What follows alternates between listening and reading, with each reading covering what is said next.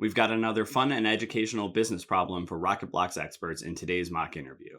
Today's case, Marathon Monday, is designed for people who are just starting out in their case preparation. As always, you can follow along with the PDF available at the link in the description. The business problem in this case is pretty straightforward, so you're able to focus on how the candidate demonstrates some of the specific skills that top firms are looking for. Pay attention as Tessa demonstrates structured thinking, analyzes some data and some charts, executes on some case math, and ties it all together with clear communication as she drives towards a solution. As a reminder, you won't improve your mile time by watching the Boston Marathon, and the same principle applies to case interview prep. If you're looking to improve, you need to be practicing actively and deliberately. At the very least, pause this video after each question and attempt your own answer out loud. And when you're ready to get serious about your case prep, come to Rocket Blocks where you can build those foundational skills that top firms are looking for. We've got hundreds of concepts and drills that you can practice that are targeted to specific skills and really feel yourself improve over time. Good luck and have fun casing. As the president of the consulting club at Charles River University, you've inherited a long-standing tradition. For over 30 years, your club has held one of the few and very coveted licenses to sell t-shirts and other merchandise along the busy route of the Boston Marathon. However, while this used to be a major fundraiser for the club, there has been a noticeable decline in profitability over the past few years. Your goal is to analyze the situation and determine how to increase profits. Yep. Okay, thank you so much. Sounds like an interesting case. I wonder how coveted these Boston Marathon licenses really are, but maybe we will get into that as we go along. To start off with, I'd love to hear a little bit more about the client's goal. It sounds like they want to increase their profits and also understand why their profits might have been declining. Is there a particular profitability goal that they're aiming for? Good question. Really important for setting the stage here in a case like this.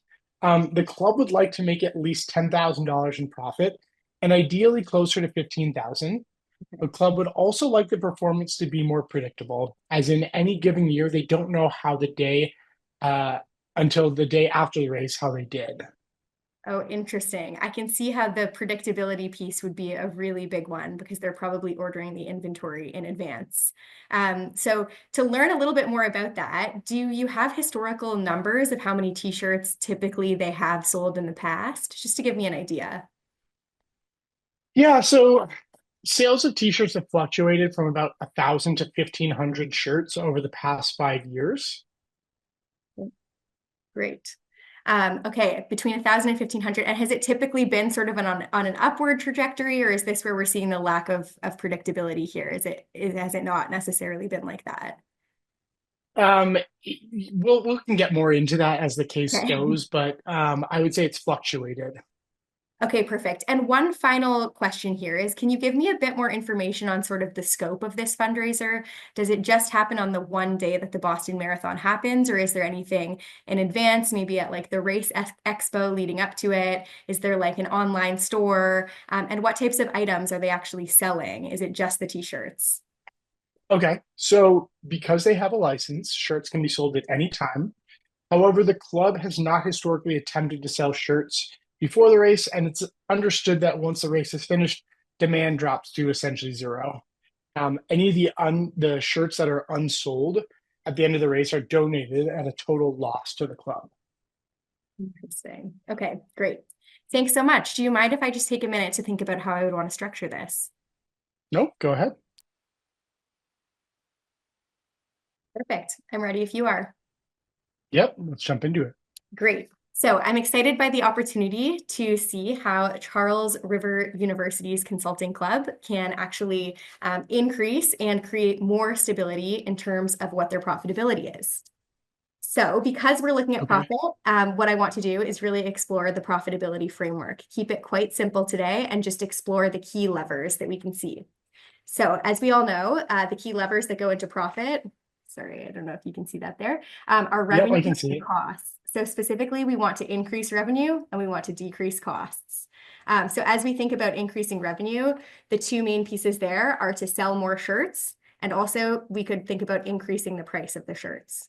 And as we think about selling more shirts, we can think about both selling more t-shirts, but we could also think about maybe expanding beyond t-shirts. Maybe there's something we could bundle with the t-shirts and actually sell, I'm not sure, like a water bottle since it's a marathon, or some shorts, or maybe some socks, just kind of expand the product range a little bit, see if maybe people would like more than just a shirt. And then in terms of the increasing price, I think we would want to look at if people are really interested in like the design of the shirt, maybe they wouldn't mind spending a little bit more on what the shirt costs, and that could actually help to increase the profitability there.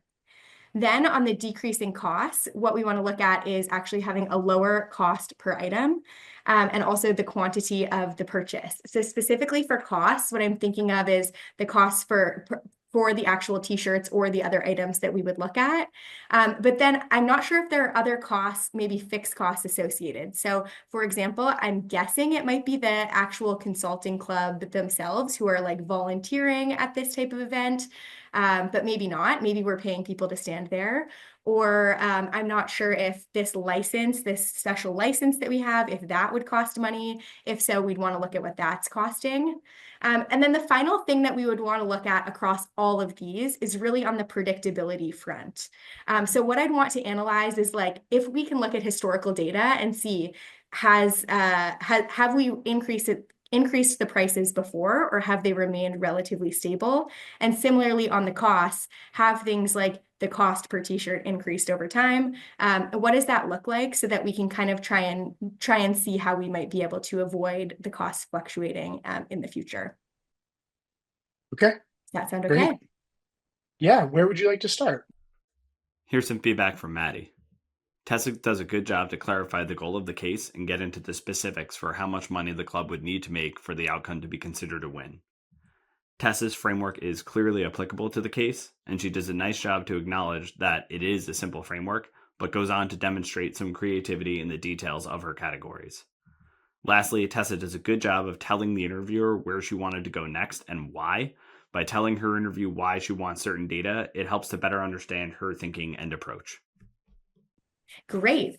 I think that I would want to look at actually that historical piece first, so that we can get a better sense for what we'd want to do going forward. So I think I'd want to start by really looking at what has this looked like in the past couple of years? How much has the profitability really fluctuated? And is it the revenue, or is it the cost that has been the main driver of that? Okay, great. Can you see this exhibit? I can, yes. Okay. So we have the following data from the previous 5 years of shirt sales during Marathon Monday. Okay. What insights are there for your plan? Great. Okay, so this is the past 5 years of Marathon Monday, and we can see its t-shirt sales and costs for the last 5 years. So along the top, we have the 5 years that we're looking at, and then along the side, we have shirts sold, we have sales price per shirt, and those two multiplied together is the total revenue. Great. And then underneath that, we have shirts ordered, cost per shirt, and then there we go, the license cost. So it seems like the license cost is the only fixed cost that we have, and then the variable cost is the shirts ordered times the number per shirt, which is the total cost. So here it looks like what we have is a P&L, a simple P&L in terms of what the profitability of this venture actually is. Okay, so now I want to look into the numbers themselves. If I start with the total revenue, that's always just a good line to start with. We can see that we had 22,000 in year one, that went down to 20,000 in year two, and then year three was a big year, 30,000. Okay, so we really do see this fluctuation when we're looking at the revenue number. This is where a lot of the predictability comes in. So then if we look at the two key drivers to revenue, the number of shirts sold and the sales price per shirt, we can see that the sales price per shirt has actually stayed the same all 5 of the years. So that was not a driver, which means it's actually the number of shirts sold that was the key driver. And that is probably the key driver that's creating this lack of predictability, is that the number of shirts sold per year is completely different. Now, what I'm interested to look at, and we'll sort of look below, but what I'm immediately interested to look at here is how many shirts are they actually ordering? Because as you mentioned in the prompt, if they don't sell all of the shirts that they're ordering, then they'll be completely losing money on all the shirts that they did not sell, and that'll take a huge hit to their profitability. So if we look below, we can see the number of shirts ordered was, it was 1,500 in every single year, which means that all of the years that they were below 1,500, so every year but year 3, they were taking quite a significant loss. Then the other key lever here is cost per shirt. And we can see that that started at $8, but it's actually increased quite steeply. So very interesting here. The costs are increasing, and I can see that the licensing cost is increasing quite steeply as well. It's actually tripled from year 1 to year 5, which is kind of crazy. So not surprising, looking at the profit line, year 5 is quite significantly lower than year 1 was. And with year 3, the year that we did sell out all of the shirts, that being the highest profit year. Super interesting. So my key implications from this are the diagnosis is absolutely correct. It is the lack of predictability that they're seeing here, and then the overall profitability. They really in year 5 are quite far off from that $10,000 to $15,000 profit target. And year 3 was the only year that they hit that target. So it's going to be a tough one. But if I think about the key things that we would want to make sure we keep an eye on this year, it's 1, ordering the right number of shirts. So ordering a number of shirts that we're really certain that we could sell. And I think the 2 ways that we could look at that are really, are there other opportunities to sell the shirts outside of just the day of the Boston Marathon? Or if not, can we just order a smaller number of shirts to make sure that we're selling them all? And then the other key lever that I would want to look at here is actually in terms of the costs, if there is any way to cut those costs down. I'm guessing that the licensing cost, I'd imagine that would be pretty fixed, but maybe in terms of the cost per shirt, we could do a little bit more negotiation or look at another supplier there. But as I mentioned, it really is that revenue piece that I think we would have the most control over. Okay. Here's some feedback from Maddie. Tessa does well to orient herself and me to the data that we're looking at, acknowledging that it's a simple P&L, and she does this before jumping into what the data says or what the implications of the data are. In terms of analyzing the data, she calls out some notable trends, including the fluctuation in revenue, but goes beyond that to identify that this fluctuation is the key driver of the profitability decline. Lastly, Tessa is always oriented around the central question of the case, which is how do we increase profitability for the club? She has many recommendations along the way based on the data she sees, and it calls out specific things like ordering the correct number of shirts that are going to help improve profitability for the club. Moving on to something. So the VP of operations for the club has noticed that the club has sold at least 1,000 shirts every year for the past 5 years. She suggests that the club should hold prices steady, but only order 1,000 shirts on the assumption that they will definitely sell out. What would the club's profit be if they sold 1,000 shirts, assuming the license and the cost per shirt stay the same as year 5? And what would the profit be if the club raises prices to $25 per shirt, assuming that they are still able to sell out? Okay, great. So it sounds like what we want to look at here is sort of that idea of actually ordering less shirts than we think we could sell, just to make sure that we sell out on all of them, and making sure that we're not having actually lost shirts that aren't being. I really like exploring that idea. I think that's a great idea. So the way that I would think about looking at this is just going really back to that initial framework that I had at the beginning of the case, which is that profit equals revenue minus costs. So again, as we look at revenue, we want to look at the number of shirts times the dollar per shirt. And then as we want to look at costs, we want to look at sort of the material cost, the cost to purchase the shirts. So that would be the number of shirts, again, times the cost to us per shirt. And then we would also want to add on to there the license fee, which is the only fixed fee in this case. And then it sounds like what we want to do is look at that through 2 scenarios. Scenario A, which is 1,000 shirts at $20 per shirt sales, and scenario B, which is 1,000 shirts at $25 per shirt. Did I get that all right? Do you think that's a good approach? Yeah, that sounds like a good approach. Great. Okay. So let's look at scenario A first. When we look at revenue, we'll do 1,000 shirts times $20 per shirt, and that's going to equal $20,000. So the revenue for scenario A is $20,000. For the costs, so first we'll look at the material costs, and we'll say 1,000 shirts times $11 per shirt, and that is going to equal $11,000. And we'll add that to the $1,500 licensing fee, and that will be $12,500 in costs. So we have $20,000 in revenue, and we have our $12,500 in costs. And if we do that math there, then that is going to be a profit of $7,500. Does that sound correct for scenario A? Yeah, that does. So what I'm seeing for scenario A is that that actually would not meet the target of $10,000 in profit. So unfortunately, I like the VP's idea, and it's significantly higher than what we can see in year 5 here, which is 3,500, but it's still not reaching that threshold. So I think it's really good that we're looking at scenario B here, and I have a feeling it is going to push it over the threshold here. So if again, we look at the revenue, which is the number of shirts times the dollar per shirt, that's 1,000 shirts times $25 per shirt, which is $25,000. And then if you look at the costs are actually going to be exactly the same. So it'll be 12,500 because nothing's changing there. It's still the number of shirts times the dollar per shirt plus the licensing fee.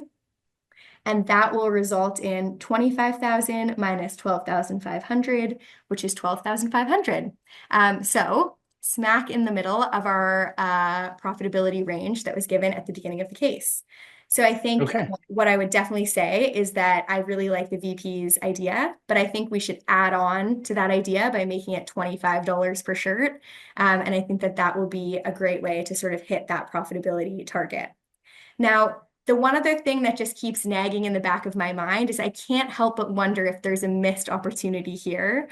And so I wonder if there's any way that we can actually sell the shirts earlier, later, or sell some additional merchandise along with the shirts.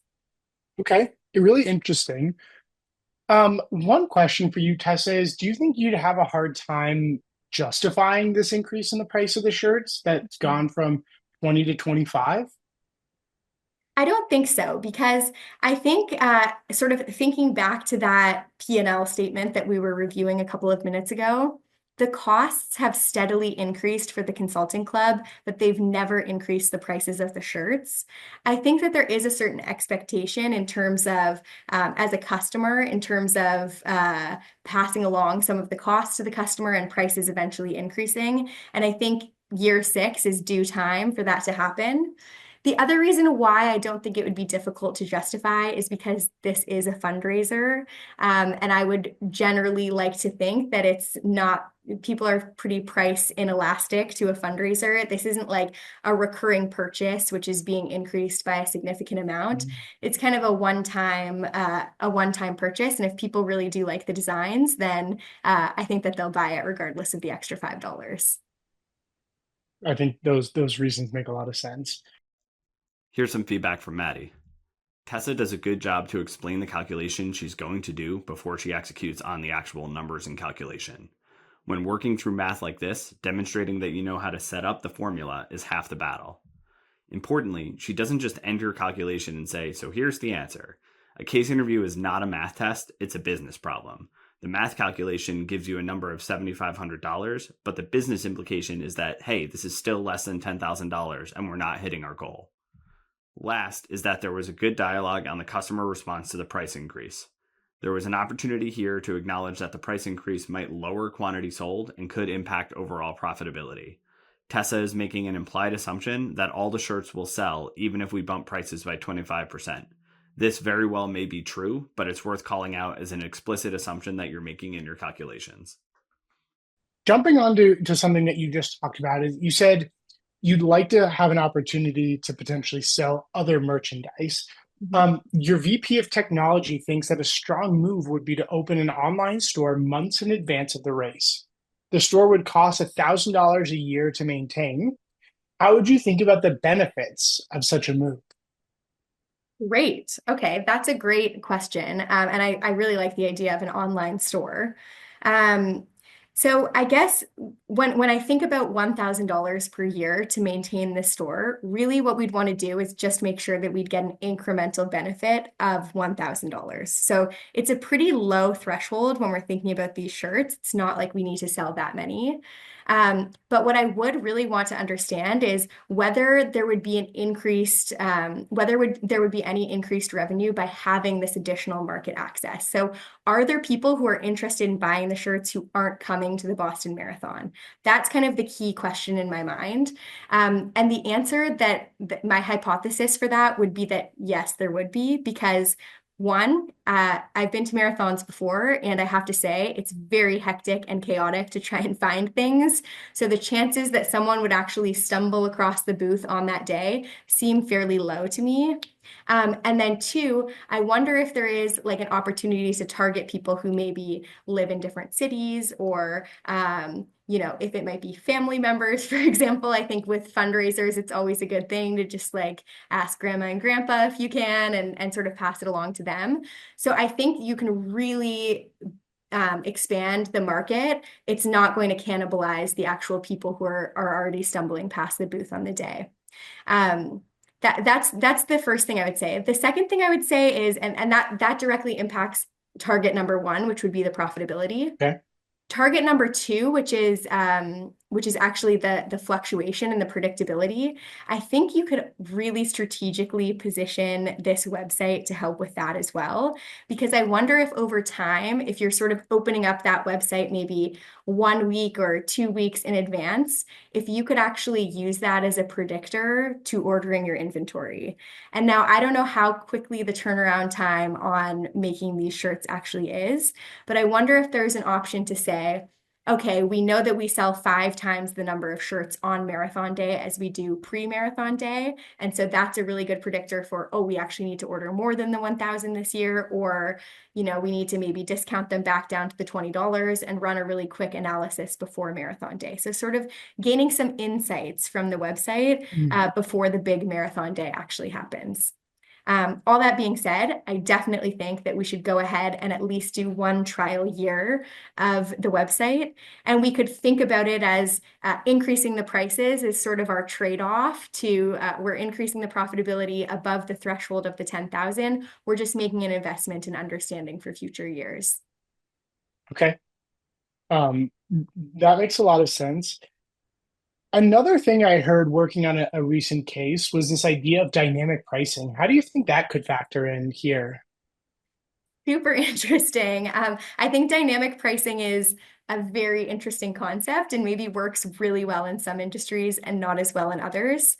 The way that I could see dynamic pricing applying here is that it seems like what happens with the club currently is that after race day, they just maybe donate the shirts or give them away for free, or probably most likely they sit in a box in someone's basement and nothing actually happens with them. I wonder if there's a way for them to do a heavily discounted price after the race instead of making them go to zero. So for example, maybe they could just be $5, or maybe they could even be up to the $11 that the unit cost is, so that you're at least breaking even on those shirts. So I do think that the value for the shirt definitely decreases after marathon day, but I don't think it goes to zero. So I think that that's one way dynamic pricing could be implemented. Okay, I would agree with that. Here's some feedback from Maddie. Tessa did well to highlight that, hey, we need to make $1,000 here. It was a super clear framing of the goal for this particular part of the case. She included some specific details on how the advanced sales could be used, both in terms of revenue generation and data gathering. Lastly, Tessa did well to include some next steps. She's not here to provide just a book report on profitability or try to come up with some smart-sounding things to say about the club's problem. She's here to come up with a solution. Her analysis always comes back to what can the club do next? How do we increase the profitability?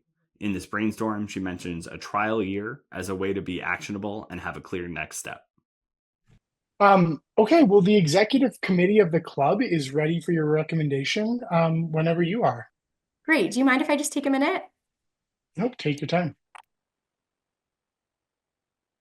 Okay, I'm ready. So in front of the executive club, it's great to see you guys today. Thanks so much for having us for this case. So the goal that you presented us with was to increase profitability of the club to at least above $10,000 and to maintain a more predictable and consistent profitability. The best way to do that is to actually order 1,000 shirts, no more. Don't aim for the stars, just order the number that you know that you're able to sell, but to also increase the price of the shirt and take advantage of the fact that prices have remained consistent for 5 years and it's time that you can make a change. If you do both of these things, we believe that you can get 12,500 in profit, which is clearly hits your target. In addition to that, you should experiment by opening a low-cost website, which will cost $1,000, and see how you might be able to sell additional shirts through that platform, or even try and understand how you might be able to predict the race day sales using that platform. The key risks are that, of course, you still might not sell 1,000 t-shirts. You never know who's going to show up on marathon day. You never know what the booth beside you is going to be selling. But I think as key next steps, you should continue to invest in the design of the shirt, which was one of the things you said was most important, and just really think about how you can make sure you're ordering the inventory that you know that you can sell. Thanks so much. Awesome. Great job. Hey everyone, it's Kenton Kavesky here, the founder of Rocketblocks. Thank you so much for watching this mock interview video. I hope you found it informative and helpful as you are getting ready to prepare for your own interviews and hopefully landing that job offer you are excited about. We have a ton of great content on the Rocketblocks channel coming out on a weekly basis, mock interviews, mini lessons, and chats with our Rocketblocks experts. So if you haven't subscribed yet already, please do so. There is a big red button below. And if you hit that, you'll get all of our content as soon as it comes out. Thanks for watching and have a great day.